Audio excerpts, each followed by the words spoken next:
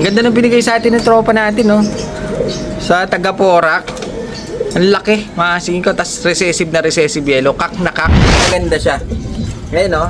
Ang magulang nito isang red stencil tsaka yung black stencil na may personalized ni Idol Jaime Lim. So yan, dahil naiinip tayo, makasingin ko, dahil nga wala na tayong binibreed. Minsan kasi pag pumunta ako dito sa breeder house natin, dahil malapit siya sa tindahan, sinisilip ko lang yung mga nabibreed natin. Ngayon, dahil nga binride ko na lahat sila, ang gagawin natin, makasingin ko, titingnan natin kung sino yung mga pagpaparisin natin ngayon, dahil magsasalang tayo ulit habang maganda yung panahon, no? Mainit, makasingin ko, breeding season pa. Kaya ginawa ko, pumunta ako kanina doon sa mga laruan muna natin. Kakakuha ako doon ng 2 pair at yun ang ipapakita natin sa inyo, mga kasingko. Tapos lagyan natin sila dito kung bagay ba yung ating napili. Tararay lang natin ulit na makapag-breed ng mga rare color naman, para naman maiba. Kasi tapos na tayo sa racing Ando na yung mga young bird natin sa one side. Ngayon naman, dahil maraming bakante, tayo ulit ng konti at sumisigaw yung ating mga ibon. Dito tayo ulit. Balik tayo dito. Titignan naman natin ngayon yung ating mga rare color na pagpaparisin natin. Pero may napili na akong 2. Namiss ko lang na isa lang at sana maganda inak, mga kasingko. So ayun, gagawin natin tingnan natin kung ano yung napili kong 2 pairs pa lang. 4 pairs ang kailangan natin kaso 2 pairs pa lang. Kasi konti na lang yung mga laruan natin Nabawasan na ni tropa Mahirap pala pag konti na lang. Kailangan dagdagan. So yun, mga kasingko, bali ito ang unang pair natin. Ito, yung 2 ito. Bali magsasalang tayo ulit ng 2 recessive yellow. Ito yung sa tropa natin na binigay sa akin ng taga Porac, Pampanga na si tropa. Ayan, nasa ibang bansa siya. Ito yung kak niya. Nung pinapares ko, kasi 2 ito na binigay niya, mga kasingko. Kasi pag pinapares ko sila, hindi sila nakakabuo. Kaya gagawin natin, pair natin siya ngayon dun sa ating ibon. Ito yung ibon natin, ito yung kanya. Napakaganda ng kanya, malaki, mga kasingko. Tsaka maganda dyan, back to back na sila na parehas recessive yellow. Hindi sila yung hanggang ilalim yan, ko. Hindi sila yung mapusyaw, matingkad na recessive yellow. Solid, tsaka ang ganda nitong kak niya, malaki. Ayun, mga singko. Yellow na back to back ang ipag-pair natin ngayon. Para ito, matik ito, maglalabas ito, puro ganito lang, solid na recessive yellow. Ito yung hen natin, ito yung kak ni tropa, ito yung pagbabanggain natin ngayon. Dahil matagal-tagal na tayo hindi nagsalang ng dilaw Ngayon, gagawin natin mamaya, ilalagay natin din sa niway natin cage. Titingnan natin, kilatisin natin, mga kasingko, kung bagay ba sila. Parehas big size ito, mga kasingko. Recessive yellow pa. Medyo magpoporga na itong kanya, medyo malalaki na yung ilong niya, mga kasingko, tsaka maganda size. So, titignan natin kung bubuga sila. Kasi yung isang kasama nito na binigay sa atin, mga kasingko, hindi sila nakakabuo. Kaya hindi ko alam, baka mamaya na-estimate sila. Pero ngayon, gagawin natin, yung sa atin, tsaka yung kanya, na taga Porac, Pampanga na si tropa, si Nico, kung di ako nagkakamali, sila ang pagpaparisin natin. Bigay lang ito ni tropa, mga kasingko gift bird niya ito sa atin dahil hindi na daw niya nagagamit. Imbis na ito lang, dapat tong kak lang kaso sinama na niya yung isa na hen, nandun siya, mga kasingko, naka-break pa rin. So ayan, bali ito yung pag-paperin natin. Parehas recessive yellow, mga kasingko, hanggang buntot yan, hanggang dulo ng pakpak, buntot, likod, solid yellow. Ganda nila. Kepa ang tawag namin dito dahil nga yan, naninilaw. Ngayon, ang titingnan naman natin yung pangalawang pair na napili natin. Titingnan natin kung bubuga kasi sinalang ko siya nung nakaraan dati, hindi siya nagbigay ng itlog, parang wala sa kondisyon. Tingnan lang natin ngayon kung makakapagbuga na sa atin. Ito yung pangalawang pair natin. Ito siya, mga kasingko. Isa siyang stencil, kaso hindi pa gaano matingkad yung kulay. Gusto ko yung talagang puting-puti na yung kanyang stencil. Kaso try lang natin dahil hindi nga natin ito napabuga nung nakaraan na sinalang natin. Ayun siya. Para siyang blue bar, para siyang blue check. Kaso may puti-puti yung kanyang loob ng katawan na pagka-stencil. Kasi yung dito sa pakpak hindi rin gaano nagtuloy. Kaya try natin sa i-prepare natin ngayon. Ito yung kak naman na titignan natin kung bagay, ilalagay din natin siya sa cage na yun. Titignan nyo kung medyo pwede na kung bagay sila mga siko. Kaya ito napili ko ngayon dahil hindi natin napabugat itong nakaraan eh. Baka ngayon naswerte natin. Bali, ito naman yung ating cap sa stencil. Bali, ito napaanak na natin. Napakaganda niya mga siko. Kasi meron kasi akong hinahanap sa stencil. Gusto kong bumili yung ganito rin siya ang pattern. Kaso yung pagkapulay nito, ito kasi pulaan lumabas eh. Gusto ko yung ganito rin ang kulay, puti rin sana, hindi siya pula. Para siyang black lace na black and white lang. Kasi ito kasi nagkaroon ng pula. Bali ito paanak natin, isa siyang lalaki. Black siya, mga singko no? Ang magulang nito yung sinalang natin na stencil din na red.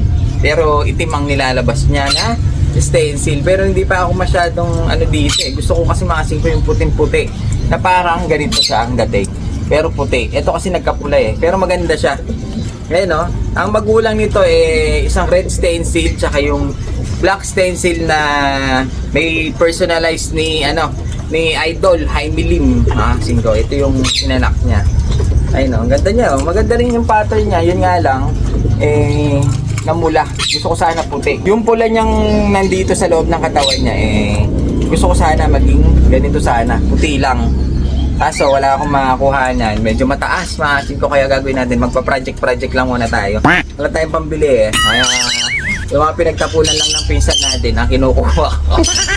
Saka lalayo na may mga magagandang stencil. So yun, ito yung sasalang natin sa stencil natin. Tatry lang natin kung bagay sila, kung mas maganda ibubuga. Kasi malay mo may kargado yung kay Boss Jaime. Dahil nga kasi maganda yung niya, mga pigeon genetics eh. Kaya try lang natin kung bubuga na mas maganda, kung mga sila, kung bagay sila mga singko, baka mas maganda magpalabas eh.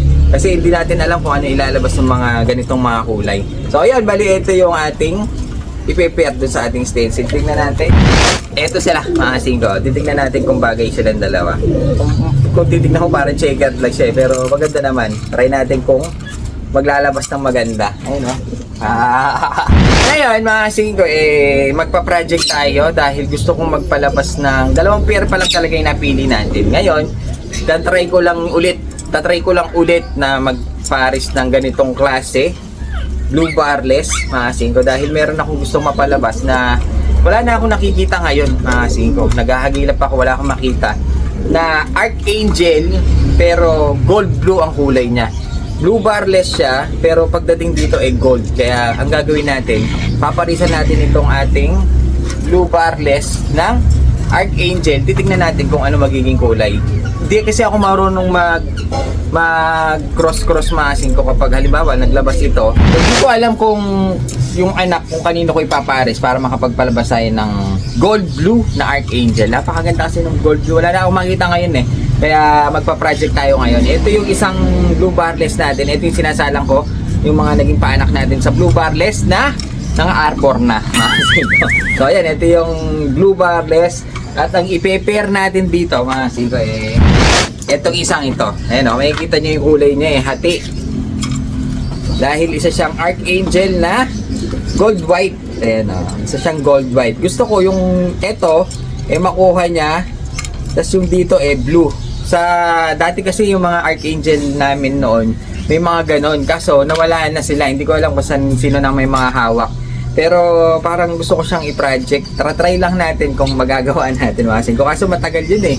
Mga ilang taon natin magagawa yun. Kaya kung meron akong makita, bibili na lang din ako. Pero ngayon try natin dahil ito yung Archangel natin. Gold na gold. Hanggang hati yan masin ko. Hanggang dito sa may puwitan, ayun hating-hati siya. Dito sa may buntot niya, hating-hati. Tapos yung kanyang puti. Bali 2 colors ito na Archangel, ayun. So, gold white ang tawag nila dito. Kasi ko napakaganda. Gold na gold nga naman. Para siyang yellow pero mas matingkad. Gold na gold. Ito yung tinatawag nilang Archangel gold white. Ngayon, kukross natin siya kay barless para matry, baka mamaya mag-barless siya tapos medyo mag-gold-gold ng konti. Pwede yon. Siguro pag yun ang lalaki, papares natin siguro dito. Yun siguro yung tama. Kaya kung mga yung mga expert, pwede kayo mag-comment kung tama yung gagawin natin. Kaya gusto kong magpalabas ng ganitong Archangel na gold blue. Dahil nga wala na akong makitang ganun eh. Ganda nito, oh. Ito yung Archangel natin. Try lang ngayon eh. Try lang, subok lang mga singko. Wala namang mawawala. Bali 2 pairs ang nakuha natin. Tsaka isang project. Pa-project tayo ngayon ng Archangel na Gold Blue. Yung iba kasi, kinukuha yung kulay nito. Ginagawa racing naman. Yun yung parang dimple. Pero tayo, baliktad. Archangel naman ang gagawin natin Gold Blue. Kaya? Yan, oh. Tignan nyo naman, mga singko. Tumingkad ang kulay nila. Bali, ito ang pagpaparisin natin. Pinagtabi ko na para masampulin natin kung bagay na bagay. Pero talagang bagay na bagay. Si recessive yellow kasi, ang bagay lang sa kanya recessive red o kaya recessive yellow din. Pero ang ganda ng binigay sa atin ng tropa natin, no? Sa Tagaporak. Ang laki, mga singko. Tas recessive na recessive yellow, kak na kak. Tapos ang i-prepare natin yung ating yellow na hen, mga singko. Bali, kak and hen na sila. At ito ang isasalang natin. Medyo malikot yung kanya, mga singko. Mailap. Hindi kasi nahahawakan eh. Kaya yan ang isasalang natin. Titignan natin kung mas maganda siyang magbuga kaysa dun sa unang pares nito. Kasi yung unang pares nito maliit, pero recessive yellow din. Pero ito ngayon ay malaki. Ganda ng kulay. May hepa. Naninilaw, ha? Mga gold. Bali, ito naman yung ating stencil, mga singko. Hindi tayo masyado makasabay ng mga stencil dun sa mga tropa pips natin dahil sobrang gaganda na ng mga stencil nila. Yung atin medyo common na stencil lang. Hindi naman siya ganong kapangit pero medyo talo ito dun sa mga ibon ng mga tropa pips natin. Ito mga singko, kakalagay ko lang parang gusto maglandi nitong hen natin. Kasi wala siyang pair dun eh. Para siyang blue bar check na ayun no, na stencil no. Para naglalandi siya kasi ko. Hindi pa bumabara ako yan ha. Ito madali maparisan dahil nga ito baka ngayong breed natin sa kanya mai-breed na natin siya. Baka mangitlog na to kasi nung nakaraan hindi natin napabuga ito. Hindi nangitlog. Pero ngayon mukhang sabik na siya. Hindi pa bumabara ako yung kasama niya naglalandi no. Hindi ko alam kung naglalandi siya diyan no, doon sa namamara ako doon sa kabila. Meron kasi namamara ako banda doon Ayun no. Oh, yan bali ang paparisan natin si Blue Stencil. Sana hanggang dito mga singko mabuo natin yung puti. Mas maganda. Ngayon kung di natin magawa bibili na lang tayo. Lalayo kasi na may mga magagandang stencil Pero yan paanak natin. Try lang natin na pagparisin sila. Maganda naman ayun Landi dito Oh. Mamaya glip to lip na yan. Eto naman yung ating blue barless at saka yung ating Archangel. Parehas kasi sila malambar. Kaya naisipan ko makagawa sana tayo ng blue bar pero gold yung kanyang ulo. Tatry lang natin kung kaya. Yung ulo nito ay mapupunta sa ulo nun. Napakaangas. Kung kaya lang natin. Pero pag tayo medyo nagsawa na hintuan na natin yung kalokohan natin ito. Titignan lang natin. Project lang naman. Isang Archangel, kaganda mga singko. Gold na gold ang ulo. Gold white at saka barless na blue bar. Dahil nung araw meron akong ganyan Gold blue na Archangel. Ngayon wala na akong makita mga singko. Kaya gagawa na lang tayo ng atin, ng personal natin. Kung sakali, baka sakali makachamba. Alam mo naman, medyo malakas tayo sa chamba. Baka mamaya itong dalawang ito ay maglabas na naman ng blue bar lang. Magka-bar pa ito Ewan ko na lang. Singko. Titignan nyo bagay ba? Ang bagay naman singko. Archangel gold blue lalabas dyan. Wag lang blue bar. Yun, meron na naman tayong aabangan mga singko. Kaya medyo hindi na naman tayo maiinip. Kasi kahit papaano yan ang gusto ko kapag tapos na tayo magsalang ng mga racing. Kahit pa paano, meron tayong mga laruan na pwede nating isalang para hindi tayo naiinip. Para meron tayo inaabangan. Dahil pag sa off-color naman, ang nakaka-excite dyan, yung ilalabas na kulay. Baka mamaya, hindi na makamukha ng parents, makapagpalabas tayo ng mas maganda, na mas rare, mga singko. Kaya excited na naman tayo. So yun, nakita nyo naman yung sinalang natin. 3 pares na rare color. Ngayon, gagawin natin baka makalimutan lang, papaalala ko lang kasi hindi pwedeng matapos ang video na to nang walang shout out. So ayan, bali shout out natin mga tropa pips natin na laging nanonood, sumusubaybay mga singko. Napaka-thank you sa inyong lahat. At sana i-comment nyo kung taga saan kayo para mabanggit natin. Lahat, isa lang, may nakalaban. So ayan, shout out natin mga tropa pips natin, konti lang naman sila. John Benedict Ayala, mayaman ito, mga singko. Ng Pagbilao, Quezon, shoutout sa'yo. Kay Daisy Riano, shoutout sa'yo. Shoutout daw kay Edwin Adalim, mag-asawa ito, mga singko. Ng Navotas City. Kay Romnick Traiho na Antipolo City. At kay Ian Escoto ng Dasma. Ito, batchmate ko to sa Don Bosco. 2003. Sige, ito yung mga guwapo ng batchmate namin eh. Parang ako.